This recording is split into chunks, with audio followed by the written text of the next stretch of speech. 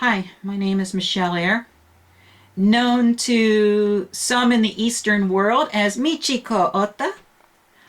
I am recording this from the J1 studios in Riverton, Maryland, USA. It is currently 4:30 in the morning in Tokyo as I'm recording this. This will be played back on J1 at the 2 p.m. hour, Japan Standard Time on the March 11th, 2012. I'm going to do this recording completely unscripted, and so I may stumble along the way, and if I do, please pardon me, but this is coming from the heart and not from the keyboard. You know, this past year I've had a chance to really reflect on what happened 1 year ago today. From me personally, and for J1 as a broadcaster. For me personally now, keep in mind that I have been through my share of earthquakes. I've lived in Southern California for a good portion of my life. So I had a chance to experience the Whittier Narrows quake, as well as the Northridge earthquake. And for Northridge, I was living about less than 10 kilometers, less than a few miles from the focus, from the epicenter of the Northridge earthquake. So, you know, if we had a Shindo scale in America, I would probably have said where I felt the earthquake was probably definitely like maybe like a 6 minus or 5 upper from where I was at. So, with the news of the earthquake in Japan, yeah, we've had strong earthquakes that eventually reached magnitude 9. But this one touched me much harder than other earthquakes that either I have experienced or other earthquakes that have happened in the world, even the earthquakes that were of that near magnitude. I think maybe because of the region that was involved, because I do have a love for Japan, Japanese pop culture, Japanese traditional culture. But I'll tell you right now, I will admit it. The earthquake was not really, it did impact me, it did move me.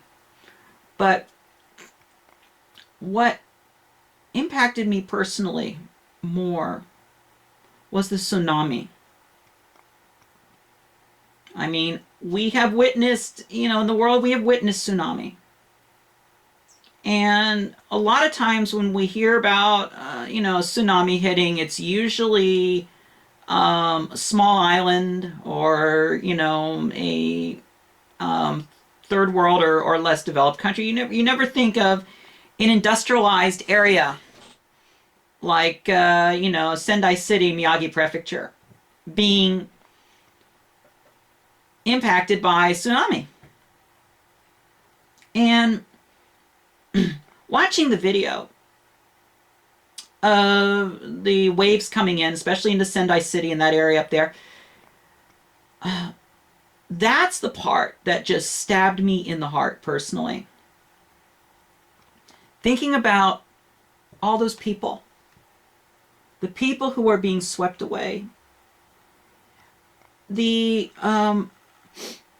people's personal belongings, their homes, their lives, their pets, their personal belongings. These are people's lives that were being swept away. And here I am halfway around the world, and there's nothing I can do about it except remember it and reflect on it like I'm doing today, and explaining to everybody the value of life, We must value life because we only have one life to live. And that was the part of the disaster that really impacted me the most, I think. And, you know, when I was hearing reports that night, and these are reports that didn't even make the American media, they were strictly in the Japanese media, hearing about trains that were unaccounted for in the area and thinking, oh my God, there's people on those trains. And you worry about these things. The other night I was watching a story on ABC in America about a school that lost 70 students because the school staff could not make the decision which escape route to use to get everyone out of the school and to higher ground.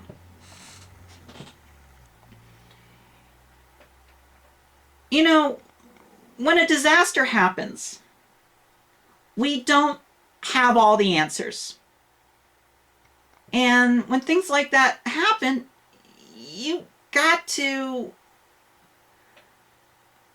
sometimes you just got to play things by ear. And I'll tell you, it takes me to the part about J1. J1, I was very unhappy with J1's response to the initial earthquake and tsunami because we weren't prepared for it. I was already, at the time, looking into ways of bringing more instantaneous news and information and getting more information into J1 through electronic means. And I was already looking into the Japan's early earthquake warning system, the EEW system already, and looking into ways of being able to interface with that. The day of the earthquake, it was evening at REC West Studios in Arizona. That's where we were at this time last year. We were based out of Prescott Valley, Arizona. We're now based out of Riverton, Maryland, a small community on the eastern shore of the state of Maryland, on the eastern side of the Chesapeake Bay, located about 4 hours to the east of Washington, D.C. And I was out doing other stuff at the time. I wasn't looking at Twitter. I wasn't looking at Facebook. I wasn't watching TV. I think I was doing homework, actually. Yes, I am right now I am a full-time student. And so I was doing homework at the time, I think, and I wasn't paying attention to what was going on in the world.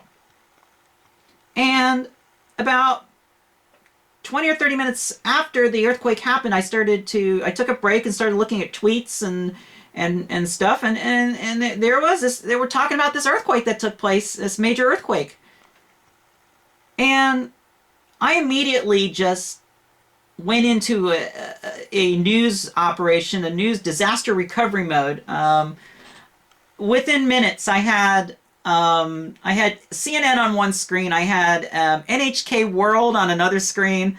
I had I found a feed for TBS Newsbird, one of the Japanese news channel networks, and I had that up on another screen. I had all kinds of Japanese media coming into me, and I was recording updates because keep in mind J1 at the time, and still right now, doesn't have any way of going like live broadcasting. We're working on that. That's just something that right now is kind of at the bottom of our list. But it took me about 30 minutes from the time the earthquake happened to get something out on the air and online about what happened. Now, if I was away from the house, I could understand that, and that'd be understandable. But I was here. I was sitting right where I usually sit. And I missed it. To me, that was not good. In the past year, I've done a few things to make this a better place for those who are in Japan and those who really do care as much about Japan as I do. First of all, J1 had put in, we started working on the initial EEW system, and that was put in. It wasn't perfect. It was a very delayed system, but at least it informed listeners and myself in the event of earthquakes and the event of the earthquakes and tsunamis. And J1 is over the year has had quite a few early warning activations. You'll hear the minor quake activations with the little beep beeps on the air that you hear sometimes. And in the past year, we've given out at least 2 tsunami warnings. So, the system has worked. The system is improving. The J1 system is really improving. I'm working on more improvements. I just put in some improvements to the system last night in response to the 5.4 5 minus quake that we had yesterday in Ibaraki. And so we're working on this system. We really are. J1 has also, in this past year, improved our ability to communicate with the world and with Tokyo regarding weather and news, and even which trains are right now delayed in the Tokyo metropolitan area. So, if you're going to be waiting a few extra minutes for that Yamanote train, we'll tell you about it on J1. You got to admit that we've done some very interesting things, and I think that this is one of the things that J1 has done that is a little bit different than our competing internet radio stations, such as Extreme Anime Radio and Japan Radio. Although they are good broadcasters, I actually helped out Japan Radio yesterday, give out some Lark and CL tickets. We all got to stick together, but we all have our niches, and J1, our niche is the Asian audience, and especially in Japan. Even though a majority of our listening right now is in the United States, and we welcome you just as much. And as always, we love you. J1 loves you. J1 loves Japan. You know all that. Those are our slogans. J1's response after the earthquake, I think, is really where we kind of redeemed ourselves in a lot of ways. Within days, I had heard from Sebastian Matsuda. He is the director of the Harajuku clothing store called 6% Doki Doki. Some of you may know him if you've ever seen that cute multicolored pastel colored fashion and such that you see in Tokyo, and especially in the Harajuku area and Kiari Pam Pamu, Pon Pon Pon. You know who I'm talking about here, and then there's people behind that. Anyway, he started this thing called the Mighty Harajuku Project, and in the Mighty Harajuku Project, the idea was very simple. Tokyo was going through some, even though Tokyo was not directly impacted by the tsunami or by the earthquake, the Fukushima Daiichi plant was. And as a result, the Fukushima plants were what power Tokyo. They pretty much provide a significant amount of power to Tokyo. And if you all remember from last year, we had the rolling blackouts in the Tokyo area. We had trains that were running on abbreviated schedules. And the idea was, the general thought was that, who wants to go to Tokyo? Who wants to travel? Who wants to get around? Because, the trains aren't working reliably, and, and those outside the main wards of Tokyo, the central wards of Tokyo, were losing their power for a few hours a day. Who would want to get out? And the idea of the Mighty Harajuku project was very simple. It was to tell the world that Tokyo was open for business. And this was a project that was put together by Sebastian Matsuda and worked with many of the Harajuku merchants and many of the merchants in the Tokyo metropolitan area. And I decided at the time to take J1 on board as an over-the-air supporter of the Mighty Harajuku project. And I was actually broadcasting announcements every hour in the days following the earthquake on J1, encouraging people to go visit Tokyo, to go visit the stores, even, or shop with them online if you can. Use a shopping service and shop online. Don't give up on the area. Don't give up on Tokyo, because Japan is strong. Japan will rebuild, and Japan will carry on. And we're already seeing this. Yes, there's still cleanup efforts going on up in Miyagi and Fukushima. And yes, we still have a nuclear exclusion zone around the Fukushima Daiichi. But we need to understand that the region is still developing, and the region is still growing back to the mighty area that it was at one time. Give it time. Also, another thing is we need to stop the paranoia and the fear, both in America and in Japan.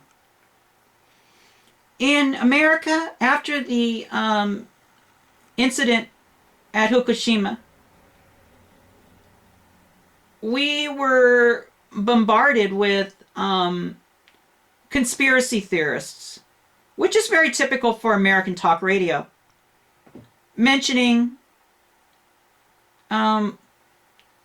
issues with the nuclear fallout falling in and just basically destroying the United States.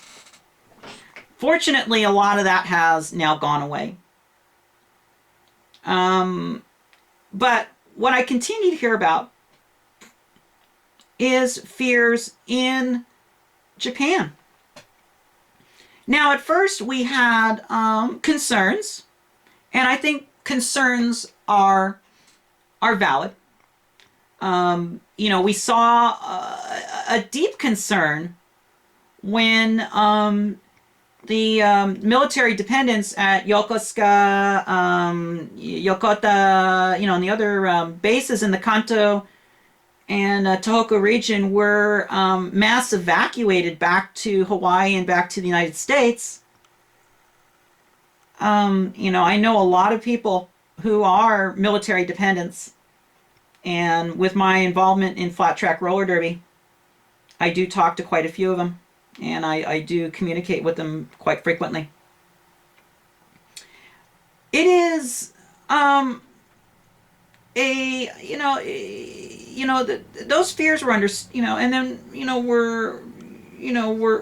were valid, and concerns were valid at first, especially since we didn't know what was happening. And eventually the U.S. State Departments and everybody agreed, okay, it's good, Japan is good, come on back, and they encouraged people to come back to Japan. I was in Japan in September of last year. I was actually in Tokyo for the 6-month commemoration of the earthquake and tsunami, and I'll tell you, that was a very interesting view on NHK. But I will say that Japan has handled this incident, this disaster, very well. But we still have fear out there. There are people who are in Okinawa that did not want to have snow brought from the north for their annual snow festival that they have down in Okinawa for the kids. Because, in Okinawa, it's like, 10, 20 something degrees. It's like 80 degrees Fahrenheit out there. It's nice and warm while it's snowing up in Hokkaido and Tohoku. So what they normally do is the self-defense forces in Japan, will ship down the snow. And this is snow that just fell. And everyone was afraid that the snow was going to contain radiation. And so a whole bunch of fun for the kids, both Japanese and military dependent, ruined out of weird speculation. Now, of course, you may have your own opinion on it. That's my opinion.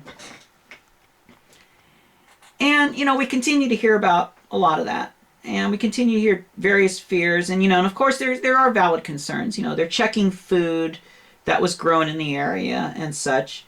But, there's still a lot of people that don't think that it's safe to live up in the Tohoku region. And, and of course, the government's already is already playing it safe by removing the nuclear, they have the nuclear free zone there where they're saying nobody's allowed in this area. But I don't see any reason that a lot of that area up there is unsafe. And, and there are still people around the world who are putting off travel plans to Japan because of fears of the radiation from Fukushima. We must overcome those fears, and we need to make sure that the facts are communicated to the world. I'll tell you, 6 months after the earthquake and the nuclear incident, I felt safe going to Japan. And look at me now. I don't have 3 eyeballs. I don't glow in the dark. So apparently, especially in the Tokyo area, and especially those people that didn't want to even go to Osaka because of the nuclear threat in the north. I'm glad that people are finally coming together and realizing that it's not that bad after all. The current situation there, it's getting better. And, I'm planning on another trip to Japan in 2013. I'm also planning on going to Singapore that year. So be looking for the Michi on the road that year. So with that, enough of my talking because, I think you're probably all sick of hearing about me here. But I've just had a lot of things on my mind for the past year. And I'm finally using this broadcast channel that I own and operate to finally say what I want to say about what happened. And I will say this, is my heart is still there for those who perished in the earthquake tsunami and in the nuclear accident too, because we did lose people as a direct result of the nuclear incident, especially those who were working for TEPCO and working on the plant. My heart is out there every day for all of them. And for those who are still homeless, for those who are still trying to relocate, for those who are still missing people who are unaccounted for. And I am very, very concerned about the tsunami, the remains that are floating right now in the ocean, coming into coming towards the U.S. shores, not necessarily because of any kind of radiation fear or anything. It's just that those are people's lives. Those are people's lives. That's their likelihood. That's their livelihood. That's what they've worked for. And I will say this is, for those of you on the western shores of the United States, and for those of you in Hawaii, if you find anything, please respect it. Please respect it. There are processes for you to notify people But please respect their property, because that is their lives. Please don't take their lives away from them. Please don't take what's left of their lives away from them. And if they can just get a piece of their life from before the 11th of March from last year, let's make sure that they do. Please respect that. That's all I have to say there. So, with that, at 2:43 this afternoon, Japan time, J1 will go silent for just over a minute. So that way we can all reflect on what happened 1 year ago today.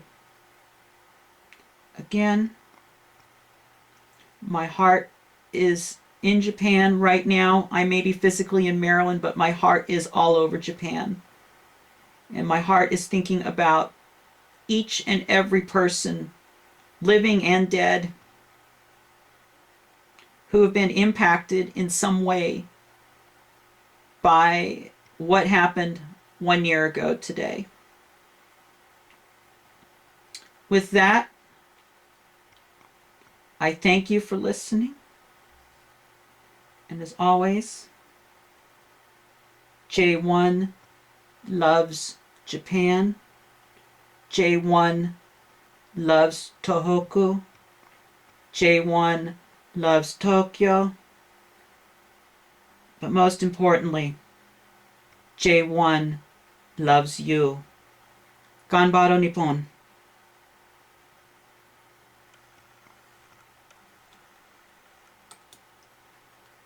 Ganbaro Nippon.